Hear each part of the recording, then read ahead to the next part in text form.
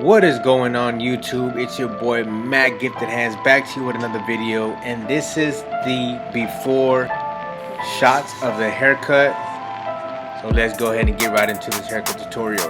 Alright, so we're not gonna do nothing crazy on the sides, like there's not gonna be a skin fade. We're gonna basically do a number one blended into a number two, and we're gonna go ahead and leave the top. He's still growing it out. We're also gonna do some beard work. Apply a nice crispy lineup on there, and you know, something pretty easy, but still there's some, you know, student barbers, or there are some barbers that still struggle with this type of hair texture or blending into the top, because he wanted it, he don't want it to be a disconnection. He still wants it to look like the sides belong to the top, if that makes any sense. So right here I'm just starting off with the number one guard using my Wall Magic cordless clippers, lever all the way closed, got my one guard on there, and just going about an inch above the ear line, above the ear, sorry. Now I have the lever midway open, going up about half of an inch. The highest guard we're going to use is a number two, and then we'll do some clip over comb towards the, you know, the ridge of his head connecting to the top. Now this is the one guard all the way open, lever open. And I'm using a comb because whenever you use a brush on this type of hair texture, you know, it's pretty long on the side, so it's easier to comb through hair like this versus brushing it, in my opinion.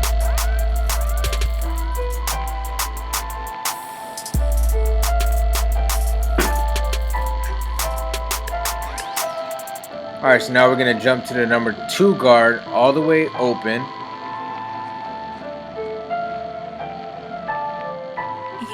And whatever this guard doesn't blend in, we're going to do some clip over comb.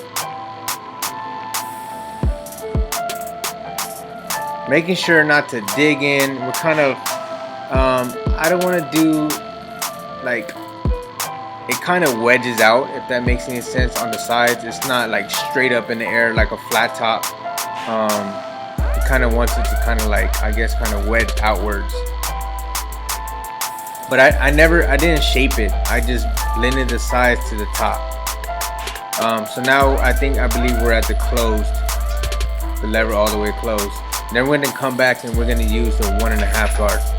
Sorry guys if y'all hear that, that's my dog in the background. Alright, so now this is the 1.5 guard, lever all the way open. Now this is not the one guard, this is the 1.5 guard. I'm using the premium guards for this clipper. It has a 1.5 guard. It's the same thing as your white guard that comes in the, you know, the pack whenever you buy new wall clippers. But I'm using a premium guard, so now I'm gonna go back and use my one guard lever open. The reason why I always start with the lever open is because if it's not cutting, then I can work my way down to the closed position versus working with my lever closed right off the back, and then I create myself, you know, a line or a shadow or something that I can't get out. So that's pretty much the rough draft of the blend. Now we're gonna basically go back and do some detail work and use the corners of my guard with the one guard open or closed, and then we'll do a lot of clip over comb. So right here I'm just blending in the beard. We didn't really do too much to the beard either. He's growing that out as well. But the highest guard I used on the beard was the number two, and that blended right into it.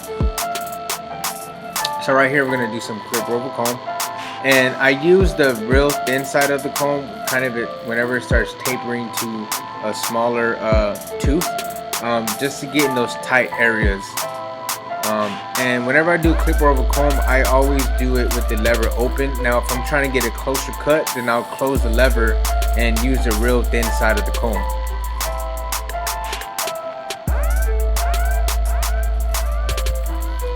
And you attack this just like, you know, whenever you do like a flat top, or you know, like, I guess anything that's curly on top, you want to make sure you do some clip over comb or going with the grain, and that'll allow the transition from the top to go to the sides as well. Right here we're just doing some clipper over comb. Right here, I just grab the bigger comb. That way I can get into the darker areas.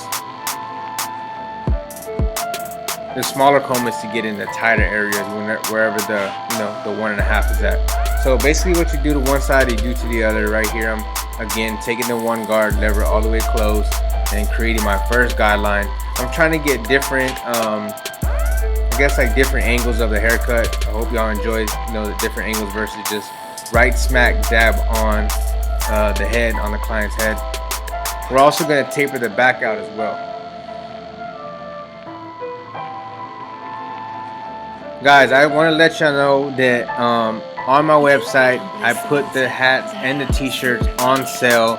So make sure you take full advantage of the new prices of the Stay Gifted hats and the t-shirts.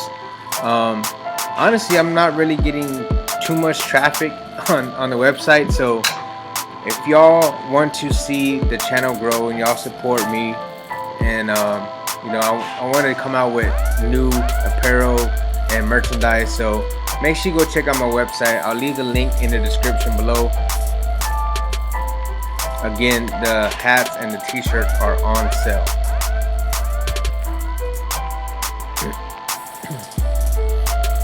Alright, so again, this is the number 2 guard.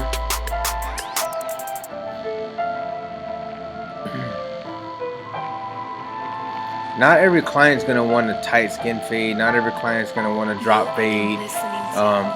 This is what the client asked for. He wants a number 1 on the sides, blended to the top. So that's what we did. This right here is the 1.5 guard.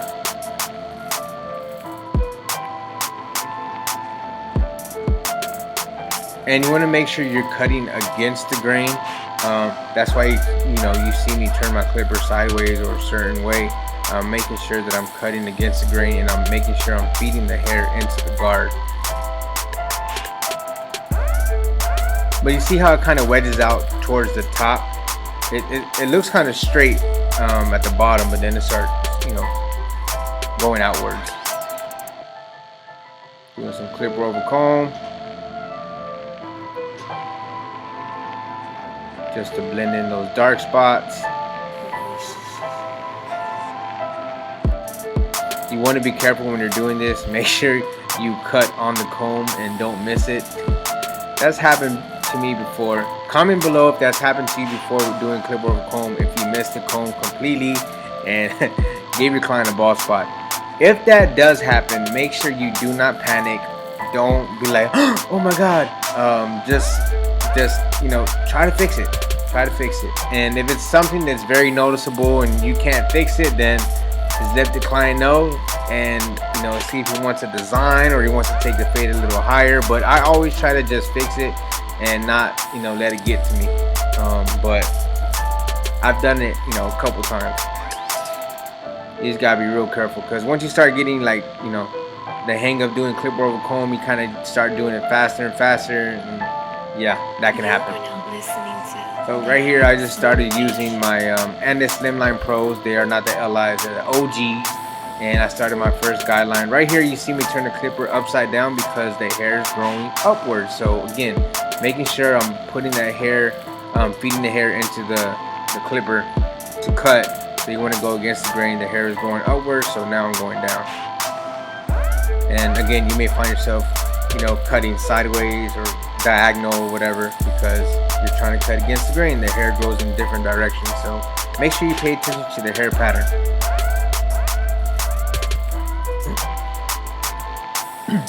The highest guard is the number 1, right? So the highest guard we'll use for the taper fade is a 1/16 or your half guard, depending on what system you are using.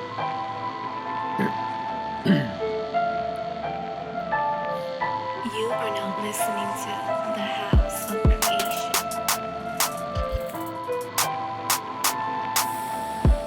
And this half guard, it didn't get it all the way blended like I wanted it to. So you see me take the guard off, and then I start fading with the lever all the way open with no guard to blend that line out. But his hair was growing kind of like from the sides going inward, so that's why you see me cutting in different directions.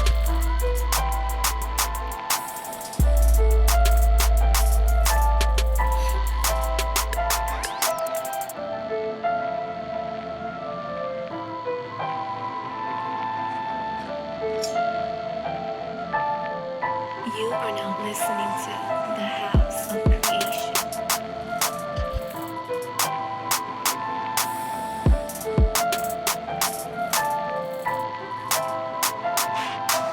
As you can tell, that blend is coming together because I took the guard off and now I'm working that lever, doing some lever play and blending those dark areas in.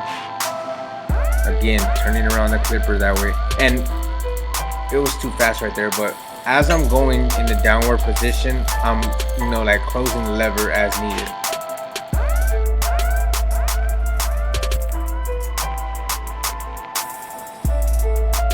Alright, so now we're gonna go ahead and start the lineup around the neck area. And I'm using again my Andis Slimline Pros. I had one of the barbers adjust these for me, so these are cutting pretty close. They're not necessarily zero gap, they're just adjusted to for me to cut with adults and children. But they cut nice. Lining up the back of the beard line, making sure we're not cut into it, that we don't cut into it.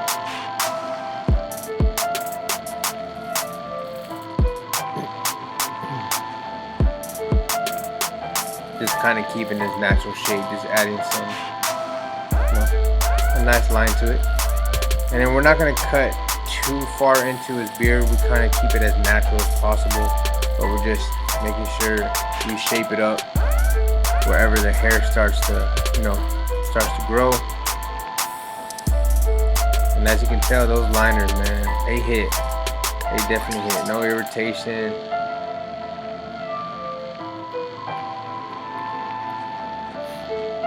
Lining up the other side of the neck. You are now listening to the House. Make sure you don't take the line around the ear too high. You don't want to give your client white walls, unless you have an older gentleman that come in and they say, hey, I want white walls. I've probably had maybe like 2 clients in my lifetime, or in my barber lifetime of 6 years, ask for white walls. So it's very rare, but it does happen. And I'm not really spending too much time using the liners to line up the beard, because I'm going to follow with the 245 shave gel with the razor to get it a lot closer. So now we're knocking the mustache area down with the #1 guard, going with the grain. Lining up the mustache, lining up the goatee area, creating the natural shape for it. You are now listening to the House of Creation. Make sure your client is in his natural state. As far as the mustache area, you don't need your client to stretch down unless you're doing a razor or whatever.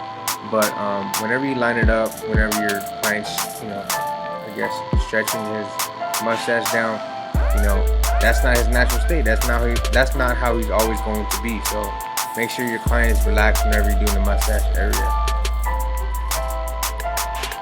Don't worry, you'll see the other side whenever I line it up on the other side.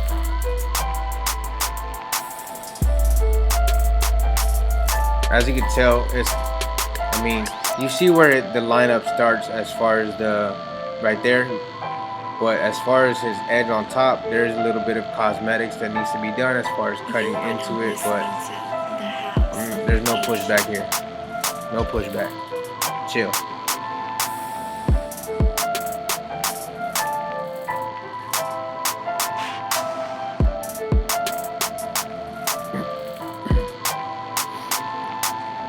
Alright, so I applied some 245 shave gel. Now we're just applying the razor. And this is pretty much the finished product, guys. Nothing too crazy, not a skin fade, but still an effective haircut. My client loved it. Shout out to my client for allowing me to do this haircut and record it. I hope y'all learned something from this video. Team Gifted, as always, stay gifted.